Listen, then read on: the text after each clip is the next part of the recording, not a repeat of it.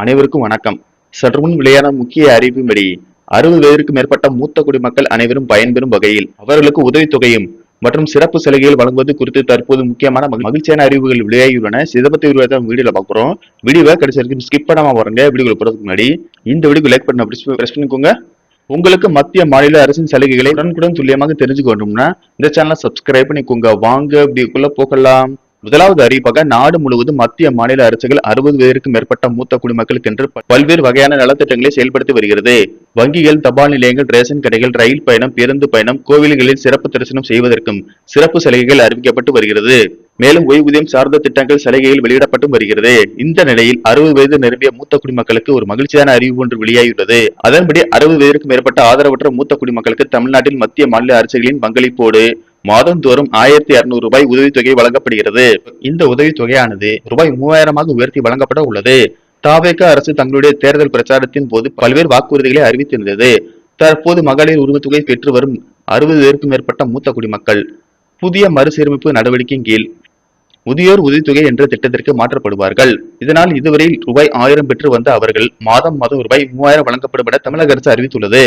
தேவையான ஆவணங்கள்: ஆதார் அட்டை, 2 பாஸ்போர்ட் சைஸ் புகைப்படம், வங்கி கணக்கு புத்தகம், வறுமை கூட்டிற்கு கீழ் இருப்பதற்கான பிபிஎல் எண், குடும்ப அட்டை எண், கைபேசி எண் ஆகியவற்றோடு இ-சேவை மையத்தில் சென்று விண்ணப்பிக்கலாம். சில சமயங்களில் அரசு சார்பாக உதவித்தொகை முகாம்கள் நடத்தப்படுகின்றன. அதன் வாயிலாக விண்ணப்ப படிவம் பெற்று பூர்த்தி செய்து வழங்கலாம். அடுத்த அறிவிப்பாக இந்தியாவில் வரும் 2047 ஆண்டுக்குள் முதியவர்களின் எண்ணிக்கை கணிசமாக அதிகரிக்கும் என்று புள்ளி விவரங்கள் கூறும் நிலையில் அவர்களுக்கு பல்வேறு சலுகைகளை வழங்க மத்திய அரசு திட்டமிட்டுள்ளதாக தகவல் வெளியாகியுள்ளது. பெற்றோரை கவனித்துக் கொள்வது பிள்ளைகளின் பொறுப்பு. ஆனால் இன்று பலர் வயதான பெற்றோரை பற்றி கவலைப்படுவதில்லை. அத்தகைய நேரத்தில் அவர்கள் ஆதரவற்றவர்களாக மாறுகிறார்கள். இதை மனதில் வைத்து மூத்த குடிமக்களுக்கு ஏற்ற ஆரோக்கிய வாழ்வுடன் சமூக மற்றும் பொருளாதார பாதுகாப்பை வழங்குவதற்காக மத்திய அரசு அடல் வயோ அபியுதய யோஜனா என்ற திட்டத்தை அறிமுகப்படுத்தி உள்ளது. இத்திட்டத்தின் மூலம் முதியோர்களை மத்திய அரசு ஆதரிக்கிறது. இது அவர்களுக்கு சுகாதார சேவைகளையும் வழங்குகிறது. இந்த திட்டத்தின் கீழ் மூத்த குடிமக்களுக்கு உணவு, சுகாதார சேவைகள், பொழுதுபோக்கு சேவைகள் மற்றும் சமூக சேவைகள் வழங்கப்படுகின்றன. நிதி உதவி வழங்குகிறது. இந்த திட்டத்தின் மூலம் அனைத்து இந்திய மூத்த குடிமக்களுக்கும் உணவு, தண்ணீர், சுகாதாரம், பொழுதுபோக்கு பராமரிப்பு போன்ற அடிப்படை தேவைகள் வழங்கப்படும். இத்திட்டத்தின் கீழ் நாட்டின் அனைத்து மாநிலங்களிலும் முதியோர் இல்லங்கள் அமைக்கப்படும். நாட்டின் அனைத்து மாநில தலைநகரங்களிலும் முதியோர் சிகிச்சைக்காக பராமரிப்பு மையங்கள் நிறுவப்பட்டுள்ளன. தகுதிகள்: இந்த திட்டத்தின் கீழ் விண்ணப்பிக்க விண்ணப்பதாரர் இந்தியாவின் குடிமகனாக இருக்க வேண்டும்.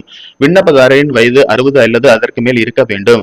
ஆதரவற்ற முதியவர்கள், குழந்தைகள் இல்லாத முதியவர்கள், குழந்தைகள் இருந்தால் வீட்டை விட்டு வெளியேற்றப்பட்டவர்கள் இந்த திட்டத்திற்கு தகுதியுடையவர்கள்.